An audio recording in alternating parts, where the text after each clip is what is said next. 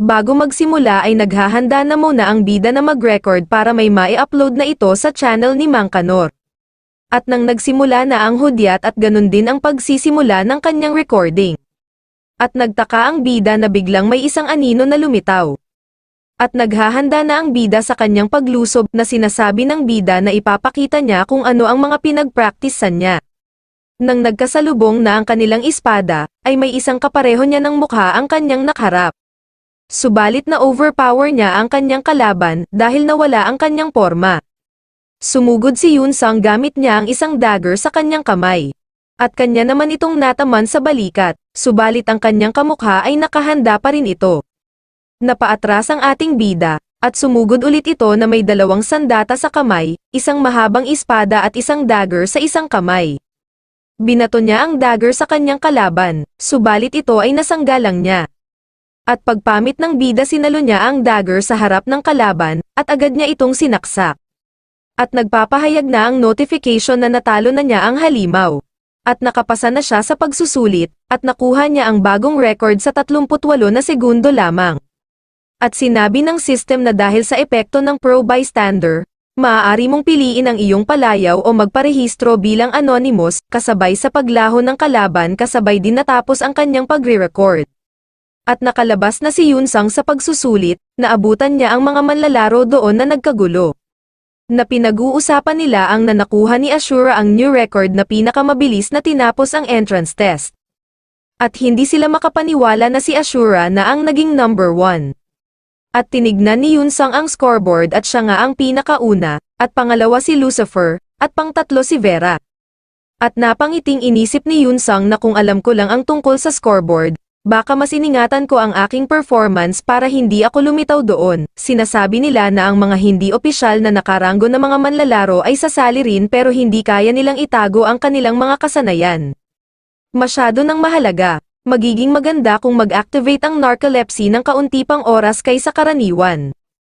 Kaya't na-isyomp na lang ng bida na mag-practice na lang ng mga bagong skill bago ang mga aktibidad. At hindi pa rin tapos ang mga tao sa pag-uusap doon na sinasabi na totoo ba, kaya bang gawin ng isang tao ang 38 segundo, alam ko na maaaring walang mga bug, pero mas makakapaniwala kung ganoon. Hey ha ha ha ha. Ang tinaguri ang pinakamahusay na propesyonal na manlalaro na si Lucifer ay natalo ni Azura ng may 2 minutong agwat, totoo ba ito? Sa totoo lang, tingin ko ay kayang tanggalin ni Azura si Lucifer, tama. Dude, si Lucifer hindi pro para sa walang dahilan, malamang na ma-delete siya pagkatapos ng ilang laban, oo hahaha. Hulaan ko, magiging isa na naman itong character delete, dahil sa mga narinig nito ay sumabog ito sa galit. At galit na galit siya sa ating bida, sabi nila na magkakaroon ng orasang scoreboard para sa mga qualifier rounds, di ba? Kaya tumalikod na lang ito, at sinabi na maghintay ka lang ay dudurugin kita sa pagdating ng qualifier rounds. Sa gitna ng paligsahan ay maraming mga taong nanonood sa stadium arena. At umalingaw-ngaw na bumabati ang host sa paligsahan. Pagbati sa lahat ng naroroon sa imperyo. Ako si Bae Song Jae, ang inyong host, at dala ko sa inyo ang Idea Empires Fighting Competition. Narito tayo sa Coliseo kung saan ang matagal nang inaasahang pagsusulong ng kompetisyon sa laban. Paumanhin nyo kung hayaan nyo akong ipakilala ang aking kasama sa pagsusuri, si Jing O mula sa Pro Gamer. Maligayang pagdating. At maraming salamat, at pabiro niyang sinabi na hindi ba't iniuulit mo lang ang iyong mga linya kanina.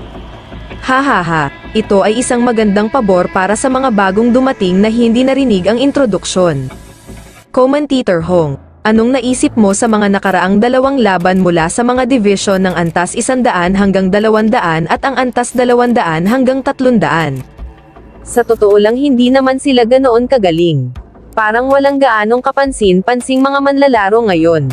Dahil nasa qualifiers pa lang tayo, malamang na magiging iba ang mga laban sa hinaharap.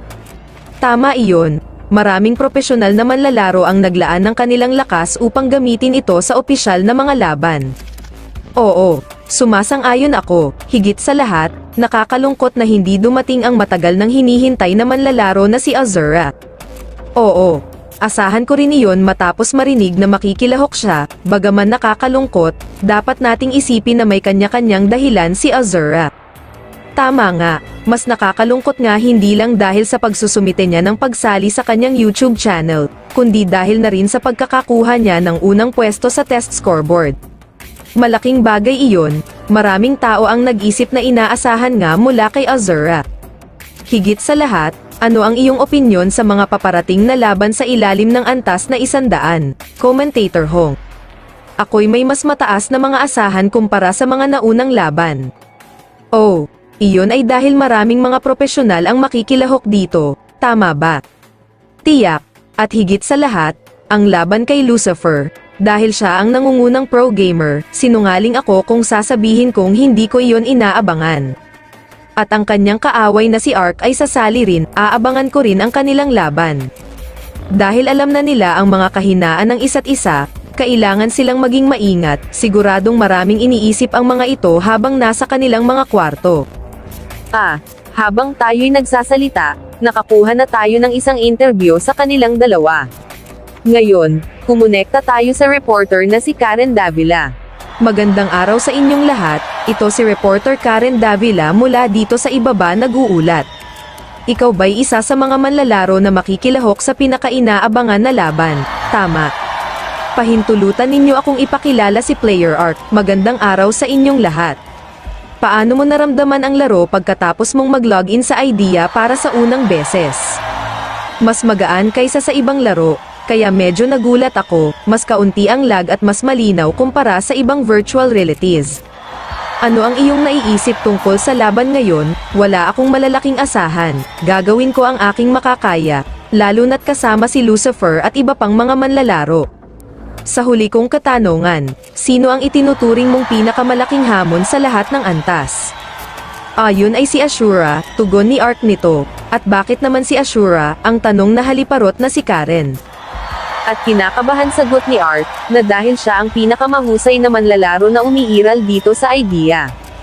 At nang narinig ito ng mga nanonood sa Stadium Arena ay naghiyawan ang mga ito, na sinasabi na si Ashura ang pinakadakilang manlalaro na kinikilala ni Ark. Akala ko magiging suplado siya, pero tila't siya'y medyo astig. At yan ang mga sigawan sa mga taong sumusuporta dito. At para sa ibang mga manlalaro ay hindi nagustuhan ang sinabi ni Ark, na bakit niya pinupuri ang isang taong hindi man lang tinupad ang pangako na makikilahok. Na ang tugon pa ng isa na, ano ang silbi ng kahusayan kung may masamang ugali naman siya? Paano siya naging dakila kung hindi niya kayang tuparin ang pangakong inanunsyo niya sa kanyang YouTube, and sinabi na naman nitong isa. Kaya ang haliparot na si Karen ay nagpasalamat na ito kay Ark.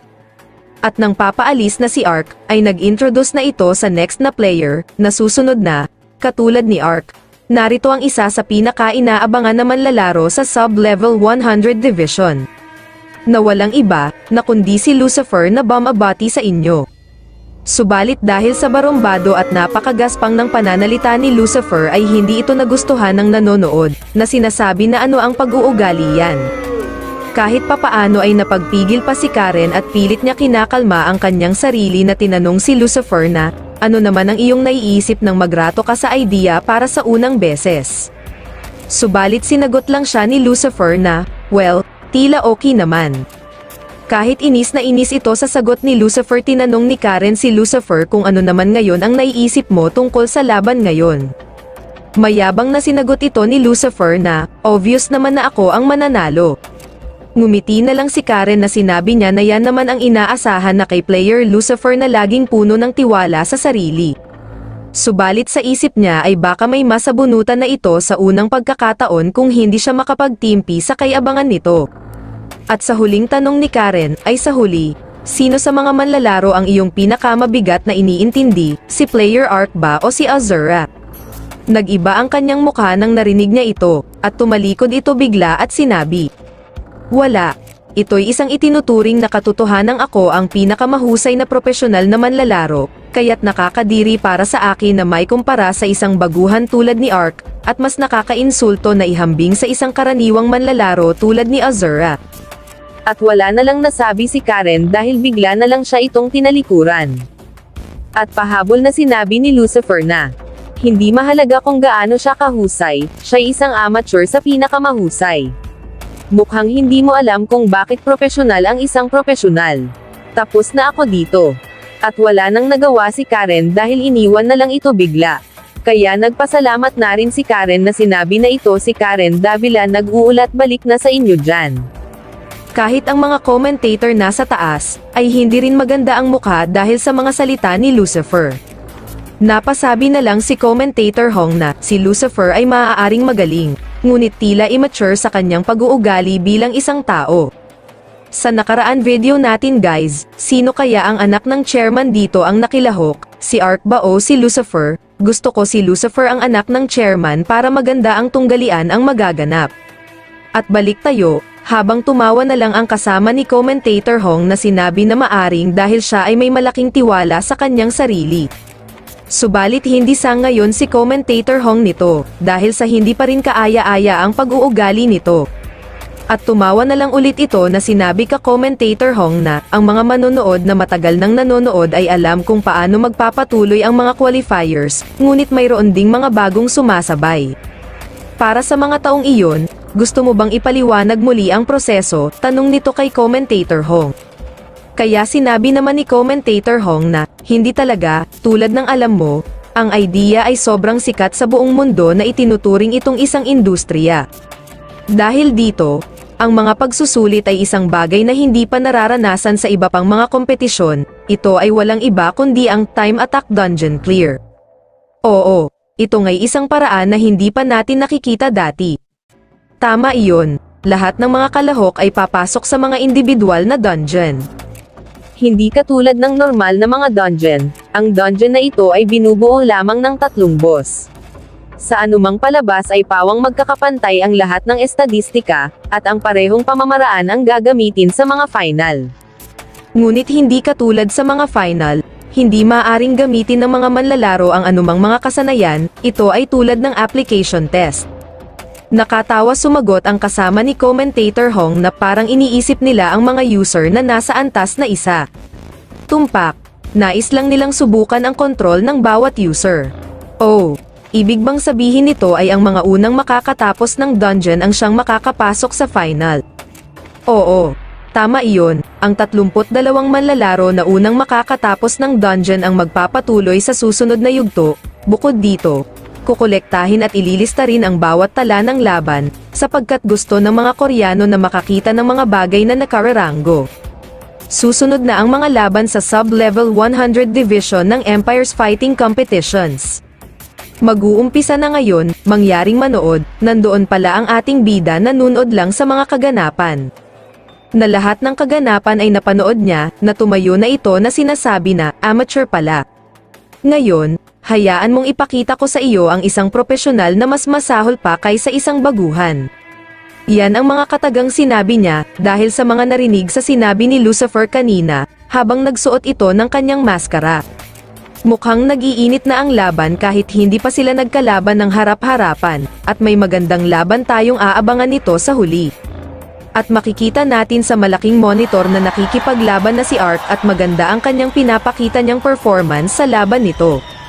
Na sinasabi dito na hindi tulad ng application test, mas mataas ang estadistika ng mga halimaw kaysa sa mga manlalaro, karaniwan, mas mataas ang estadistika ng mga boss kaysa sa mga user. Dagdag pa nito na kaya't karaniwan, ang mga boss ay natatalo sa pamamagitan ng pagbuo ng mga party o raid, pero sa labang ito, kailangan ng mga manlalaro na labanan ang mga ito ng mag-isa. Ang solo plays ay maaaring gawin kung mataas ang iyong rango, lalo na kung mataas ang iyong estadistika para sa iyong antas, gayunpaman, ito ay hindi kapanipaniwala para sa mga user na may karaniwang klase. Wow! Sa ganong sitwasyon, kamangha-mangha si Player Ark, hindi siya tinamaan kahit isang beses, inaasahan niya kung saan ang susunod na atake, katulad ng mga MMA fighter na nakakakita sa maliit na galaw ng kanyang kalaban, may napakatalim niyang mga mata. Nakikita natin may nakakwadrong monitor sa gitna na pinanood ang laban ni Ark. At manghang-mangha ang mga manonood sa mga galaw na pinapakita ni Ark sa laro. Bago pa man ang kalaban ay makapagtungo ng sunod na atake, sinasalakay na ni Ark ang mga ito, na nagpapabasag sa kanilang daloy, gaano kainis para sa mga boss. Ngunit epektibo ito at napakahirap gawin, kung sino lang ang maaaring gawin ito, lahat ay magkakaroon ng record tulad ni Ark. Naghihiyawan na ang mga tao sa tuwa nang nasaksihan nila ang laban ni Art, todo suporta ito sa kanilang iniidolo nila. Sa kabilang laban ni Lucifer ay maganda rin ang pinapakita niyang laban. Lahat ng iba pang bagay, kahit ang kanyang mga kasanayan ay kamangha-mangha, ang HP ng boss ay bumaba na sa 50%, anong kahusayan ang pinapakita ni Lucifer? Sa paghahambing, gaano karaming pinsala ang nagawa ni Ark hanggang ngayon? Ang buhay ng boss ay nasa 65% pa rin. Mas magaling si Ark, pero kumpara kay Lucifer, may mahaba pa siyang dapat tahakin.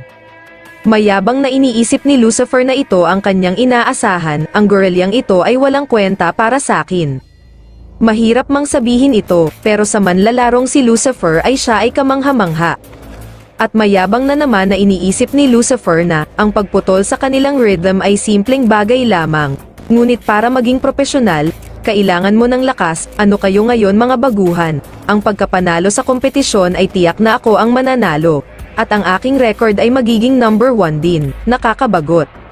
At dagdag pa nito na inialok nila sa akin ang triple ng halaga na kinikita ko bilang isang propesyonal na manlalaro, tanga lang ang tatanggi sa ganoong alok. Galit na galit niyang iniisip. Ark, hayop ka, sobrang yabang mo na hindi mo tinanggap ang ganoong halaga ng pera. Isang mayabang na isang hamak na tokmol na walang talento. Pero bukod dito, wala pang mayabang na aninong Azure na nagpaparamdam. Well, hindi naman ako umaasa ng masyado mula sa isang amateur. Kaya't walang silbi ang mga kumikita ng kasikatan sa pamamagitan ng YouTube. Dahil sa nasasaksihan na pinamalas na laban ni Lucifer, sinabi ni commentator Hong na, "Oh, parang eksena sa isang pelikula, bagaman tila kakaibang makita kung gaano karaming pinsala ang idinudulot nito, wala itong tunay na halaga, karaniwang tinatawag namin ang mga ganitong galaw na flashy." Naisip na ni Lucifer na tapusin na ito, ina-announce na sana na, ngayon ay nasa huling pagsusumikap na si player Lucifer. Subalit nagulantang sila sa nagbabagang balita, paumanhin sa lahat ng aming mga tagapanood, ngunit mayroon kaming natanggap na napakahalagang balita, tama na ang pag-uusap, narito ang mga footage. Paano ito nangyayari? Sa loob lamang ng 4 na minuto at 31 segundo, nailampas na niya ang unang yugto at ngayon ay pumapasok na sa pangalawang yugto. Hindi ko moari ang aking mga mata. Sobrang kamangha-mangha iyon, ang pinakamahusay na record para sa unang at ikalawang yugto sa level 200 hanggang 300 division ay 23 minuto at 34 na segundo. At biglang tumahimik ang mga manonood at pinagpapawisan sila ng malamig sa kanilang nasaksihan na may isang tao na nakakagawa nito. Ngunit 4 na minuto at 31 segundo, totoo nga ba ito? At ang una nakita nila sa screen ay may isang hawak na isang long sword sa kanan kamay nito. At sa kaliwang kamay ay isang dagger naman ito, at nang napansin na nila na nakamaskara ito, nabuo na sa kanilang isipan kung sino ito. At sa gitna ng katahimikan, nakalimutan na ng commentator ang kanilang trabaho dahil sa pagkamangha. Kaya't sinabi niya na pasensya na sa pagkakadelay, ang nickname ng manlalaro na nangunguna ngayon ay walang iba kundi si Azura. Pati ang mga nanonood ay hindi makapaniwala, hindi nila inaasahan na si Ashura ay magpapakita, at samot-saring comment ang paglabas ni Ashura ngayon. Bakit si Azura nasa sub-level 100 division, bakit siya nandito? Pag-isipan ko, sinabi niyang sa level 100 hanggang 200 division ito mangyayari. Sandali nga, ang ibig bang sabihin nito na yung lahat ng mga video ay ginawa ng isang may antas na mas mababa sa 100? Dahil sa misyon ng Venea Invasion, inisip ko na baka mas mababa sa antas na 150, pero tiyak na mas mataas sa antas na 100, at ang iba ay wala na lang masabi sa kaganapan na saksihan nila, at iyon ang mga comment na sinasabi ng mga manonood. Ayun na nga, napagtanto na ng mga manonood ito, ay sobrang ingay na ang stadium. Makikita nating sa sobrang ingay ng paglabas ni Ashura ay yumayanig ang paligid ng stadium sa sobrang ingay. At nang natapos na ni Ashura ang unang bahagi ng laban ay sa pangalawang laban ay may nakaharap siya na isang malaking ahas. At nagpakawala ito ng isang nakakalason, subalit naiwasan naman ito ng ating bida. Sa pag-iwas nito ay sinundan agad ito ng ahas gamit ang malaki nitong bibig. Agad naman nakaiwas ulit ang bida, at kasabay nito sabay hambalos ng kanyang espada sa matitigas nitong kaliskis. At sunod-sunod itong inatake ng bida, subalit napakatigas ng kaliskis nito, at para lang walang epekto sa ahas ang physical na pag-atake. Dahil sa nakita ng mga commentator na nahihirapan ang bida na sinabi nito na, katulad ng inaasahan, mahirap para sa lahat ang laban sa puting ahas sa yugto ng dalawang preliminaries, kung ganoon kahusay ang kalaban, syempre naman ay magiging mahirap. Kahit alam mong kailangan mong magtapon ng mga atake, wala ng pag-asa, bukod pa doon, wala kang magawa kundi malito sa sitwasyon, inilagay mo ang buong bigat ng iyong espada at sinubukan itong tusukin, ngunit hindi ito gagana sa napakatigas nitong kaliskis. Kaya naman kung nais mong subaybayan ang mga susunod na matitinding bakbakan ay tumutok ka lamang sa ating kwento at i-open mo lang ang iyong notification bell at huwag mo na rin kalimutan na mag-like, comment pagkatapos mong mag-subscribe. Huh?